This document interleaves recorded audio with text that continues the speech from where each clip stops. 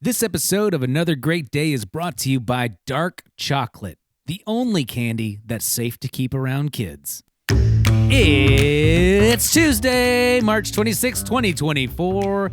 You know why I say that, Chris, about our sponsor? Because as a kid, I always despised dark chocolate. Oh. I thought it was basically a vegetable. It has a different taste It than was just not- sugar milk chocolate. Yeah. 100%. So I know for a fact, if I have dark chocolate, I don't have to worry about my kids running around eating it, snatching it up, going and grabbing it. Oh, here's the question: what percentage do you buy? What's the number of cocoa percentage? The highest I can. So, do you know what it is? I don't know, 99%? Probably not. I have no idea. So we buy Lindt brand chocolate, Lindt. Oh, yeah. It's got a blue packaging. Yes, the sea salt and dark chocolate. So good. Did not buy that one. Okay. There's a 85%, which is intense. Whoa. I think we often buy the 70%. Can you eat it outside, or do you have to eat it intense? It's with circus fires and other things, like camping. Always intense. Circuses. Yeah. Trapeze artists. Yeah. So that's where we eat the chocolate. Intense. Intense. Okay. Well, welcome back to Another Great Day podcast where we are just slanging these dad jokes right from the start. Cover your ears, cover your heads, hide your wives, because there are dad jokes out and about. That's true. All right. Well, I'm Aaron, and this is my dad joke-tacular 99% dark chocolate co-host, Chris Taylor. We do like the dark chocolate over here. We do. It's so good. It's yummy. And you're listening to Another Great Day podcast. We thank you for joining us. You have a lot of choices out there in podcast land, and we're glad you're spending the next 10, 15 minutes with us. This is a 30-minute one. This one is 9 hours long. I'm joking. It should be the same as the rest. Well, speaking of just like the rest, it's Tuesday, and that means it's time for our Tuesday segment we have grown fond of calling the Word of the Day. Yes, you hear that? We're going to go find out what the word of the day is. On the journey of right. word finding. We are the conquistadors of the palabras. Of the written word. Yes, of the written word. I'm riffing here. All right, so today's word of the day, Chris, would you like to announce to our listening audience? Breaking news. The word of the day is... Mammoth. Yes, mammoth. How many of you listening know what a mammoth is? I know Geneva for sure knows because we went to South Dakota and they had this huge museum out. It's just a mammoth pit. How would you describe a mammoth to our listening audience? A mammoth is it's an elephant that's even bigger than an elephant, I'm pretty sure. Mm-hmm. Covered in hair. What? That's right. Dude. Imagine like Chewbacca hair all over an elephant. Or like mops. Like, you know how there's that one cat that has no hair, but most cats do have hair? Yes, that's Fur? like elephants and mammoths. That's like right. Yeah, that's the opposite version of the mammoth. But not a cat. Gigantic. So this is a Snuffleupagus? I will tell you that about this museum exhibit in South Dakota. It was very interesting. They had these was it petrified, fossils and stuff? Mm-hmm. They dug all this up, and there was 50 or 100 different mammoths Whoa. in this one place. That was the mammoth hangout spot. Well, it's a little bit sad. Oh, no. This is honestly, it's thousands of years ago or whatever. So All right. I don't know. Whoever that happened. Our time of grieving is over. It's over. It's We've over. had 1,000 years to So grieve. we've deduced that it was actually in a watering hole that they couldn't get out of. It was like a trap. Oh, no. So they go down and It's get a water. trap! Yeah, and they just couldn't leave, and they'd pass away down there. They'd die down there. Well, And then now we have all these cool skulls to look at. yeah, we'll pour one out for the mammoths. Well, today's word of the day is, in fact, mammoth, because it's going to tie into our This Day in History in a minute. Yes, it does refer to the extinct shaggy elephants in the northern latitudes, but it also, as an adjective, means gigantic. Like, did you see the size of that dog? It was mammoth. Or that house was mammoth. Whenever I think of something mammoth, this is a question for you in the car. Whenever you think of something extra large, it shouldn't be that big. What is it? So here's the thing I'm thinking of. Whenever I see from a convenience station someone has one of those Bubba jugs, Yes. and it's like the size of like you cut a 5-gallon Gatorade like football field jug in half and put a handle on it. Yes, the orange igloo container that construction sites always have. Like it's like you have that, but it's just for your soda or It's got whatever. a handle. That is mammoth soda to me. That's excellent. I thought you were going to say that oversized pickle that they sell. Oh, I've never. Nope. That thing is chock full of GMOs. Anyways, all right. Well, that's the word of the day today, folks. Mammoth. And that will bring us to this day in history. Yep. I yelled that real loud It worked really well. over there. That Chris- part of the room really received it well. I think they're applauding me. Chris, do you want to read about this day in history? I feel like I've been talking a lot. Let's do it. Do you want to? This day in history, 1804, President Jefferson, the third president, presented a mammoth loaf He was of... presented with presented with a mammoth loaf of bread. Somebody gave him a mammoth loaf of bread. a gigantic loaf of bread. But I wonder why. So here's the connection. Because Apparently, 2 years earlier, right? That's right. President Jefferson attends a public party at the Senate, and he leads the diverse crowd in consuming an enormous loaf of bread.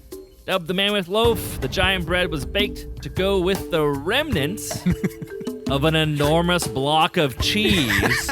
2 years earlier, a group of Baptist women from Massachusetts had sent Jefferson a 1,200-pound hunk of cheese That's so hilariously to say large. thank you for his religious support of religious tolerance. The cheese, they said, illustrated Jefferson's claim that North America's superior natural resources and that would one day enable the U.S. to outstrip all other European agricultural production. Imagine 2 years of cheese from the one wheel. Dude. There was so much left 2 years later, someone gave them a gigantic loaf of bread to continue eating the cheese. This cracks me up. Where did they keep this? Was this just in a room somewhere? So I think I'm not sure. I did not research this, but I think I heard about this story. And Shannon, my wife, who does more history things, probably knows about this. I feel like it was in one of the common areas of the White House. Like you gotta walk into like the presidential foyer. fondue fountain and our block of cheese. Well, I think because it was so big, they had to like move it around on like a cart. It had casters. It Wheels? probably was on a wooden Or was it wheeled round? device. And they could just roll it from room to room. It was probably round to begin with. Wow. And then it probably laid it on its side to cut it. Imagine cutting something that's like as big as you. It's 4 feet round, I think they said. My goodness gracious. If you get a saw to cut it, not a knife. No knives here. Like one of those old Yes. timey two-person saws like the lumberjacks use. You good over there, George? Well, I watched an episode of Kitchen Nightmares last night, and the guy that owned the restaurant was Greek, and they had just remodeled his restaurant overnight, and he goes, "Only in America." He was so happy, and this story makes me go, "Only in America." The cheese. Indeed. All right, well, that'll do it for this very cheesy This Day in History, and lead us on to the discussion question of the day. Hey, and there's Fred, right on time. Thank you, on Fred. time. Fred, the piano player. Chris, let me ask you a question, and you listeners in the car, you got your listening ears on. I know you do. All right, here's the question. What is the biggest single piece of food you've ever seen? Wow. All right, you got anything? I am thinking, I can't remember if this is in a story or if I actually saw this. Cloudy with a chance of meatballs. I think at the State Fair of Texas, I saw like a 1 pound or 2 pound, maybe 5 pound hamburger. Like a gigantic hamburger. Like a big patty of meat? Yeah, it was like we're trying to break the record of like one of the biggest hamburgers. Oh, wow. So I think I saw that. I also could be mixing that up with The movie with John Candy where he eats it? No. I had this book as a kid called Mother Rabbit's Son Tom, and he was obsessed with hamburgers, and he put a hamburger in his bed to get out of school one day. Mother Rabbit? Yeah, Mother Rabbit's son Tom. Was it a rabbit family? Yeah. Okay. Yeah, and it's an I Can Read book from like the 80s. Oh, great. Yeah. Anyways, what about you? What's the biggest single piece of food you've ever seen? Well, single piece. I know this is a hard one, isn't it? I was thinking I have seen before it was cut one of those 6-foot subs from Subway. See, and that was the other thing I was thinking of. It like a youth group event. Yes, I've seen those. Or like a coney, extra long coney from Sonic. That's a big hot dog. Yeah, you can go. I mean, a lot of grocery stores, not a lot. Some grocery stores have a cheese section, and you can go see tomes of cheese that are in totality. And they're 1.5 feet. Whoa. They're like bigger than basketballs. That's gnarly. And heavy. 40 pounds, something like that. I have a bonus question. What you got? All right. So, you know how Sonic has those foot-long conies? Yeah.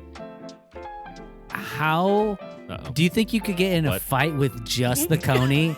And like if you had to fight somebody with that, do you think you could whack somebody with that hot dog? I think you could easily do it if you let the whole thing sit out on your counter for 2 days. Or if it froze.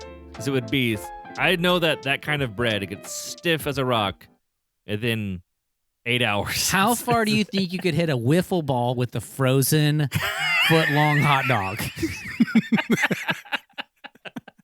Let us know in the question below. And that'll do We've really leveled up on the highbrow awesomeness of our episodes. Hey, as I am fond of saying, that's the kind of stuff you get for free here on Another Great Day podcast. All right, well, let's take it on to the dad joke of the day. All right, here we go. Here is a joke I have for you. Chris, I have a joke about construction, but I'm still working on it. Anyone? All right, buddy. Anyone? All right. Oh, wait. Well, that's the joke. Wait, should I tell it again? Yeah, you should tell it again. Okay, let's try it again, listening audience. See if you can get it. I was just ingesting this information. He's hearing it for the first time. All right, here we go. Here's the joke again. I have a joke about construction, but I'm still working on it.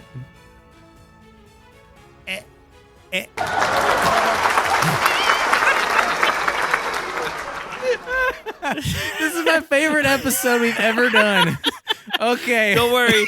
That was really smoothly and sincerely planned. Guys, we're professionals. Thank you for your 15 minutes.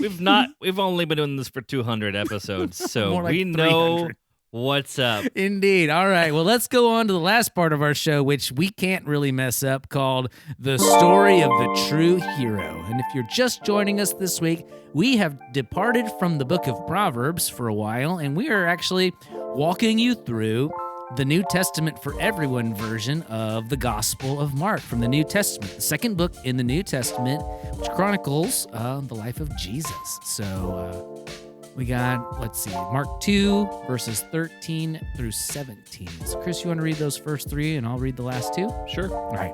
All right, once more, Jesus went out beside the sea. All the crowd came to him, and he taught them. As he went along, he saw Levi, son of Alphaeus, sitting at the toll booth. "Follow me," he said. And he got up, and he followed him. I will say that this translation has lots of he's and hims, I wanted to see the proper noun, so I'm going to tell you what the proper noun is. Levi got up and followed Jesus. That's what it's translated here. Got it. That's how Jesus came to be sitting home with lots of sitting at home with lots of tax collectors and sinners. There they were, plenty of them, sitting with Jesus and his disciples, and they had become his followers. Wow. When the legal experts from the Pharisees saw him eating with tax collectors and sinners, they said to his disciples, "Why does he eat with tax collectors and sinners?" When Jesus heard it, he said to them, "It's sick people who need the doctor, not healthy ones. I came to call the bad people, not the good ones." So, I was reading in my Bible study stuff here about this, and it encouraged me to think about Levi's life so far. Levi is this person, probably a Jewish man, working for the government, Rome. He's basically an IRS guy. So the scenario he's in here, this toll booth where he's getting taxes, is usually I think it's at the border of 2 regions inside of this area. To go to the next region over, you have to pay a tax to Levi, and he always charges more. Oh, keep a little for himself on the side. And what they said in the book was that this was a fairly recent development, and there probably were older people who remember when you could go across the border with no problem. Oh, for my free. goodness, the good old days. Yeah, so they're thinking like, this guy is the worst. Not only is he one of us, a Jew, but he's extorting us. So imagine being Levi every day at this toll booth where everybody hates him. Ooh. He's working for the government that you hate. Oh, my goodness. Like, he is the worst of the worst. Wow, and he's supposed to be one of us. And so imagine somebody walks up and doesn't curse you out, is not mean to you, and says, follow me, join me. What do you think it would have felt like for Levi, who has been spending his life, his work, everybody is mean to him, treating him terrible, and then somebody just comes and treats him like a human again?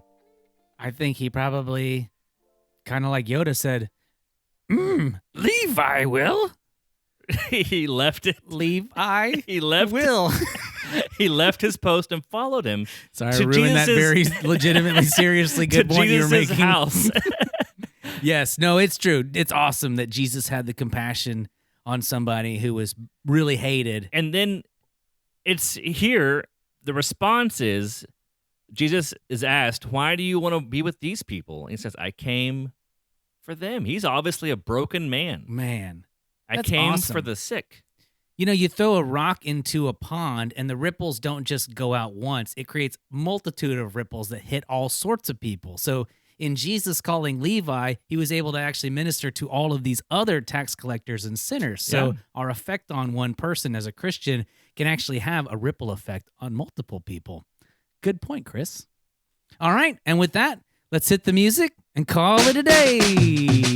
Yes, our mission here on Another Great Day podcast is to encourage interaction, creativity, and conversation.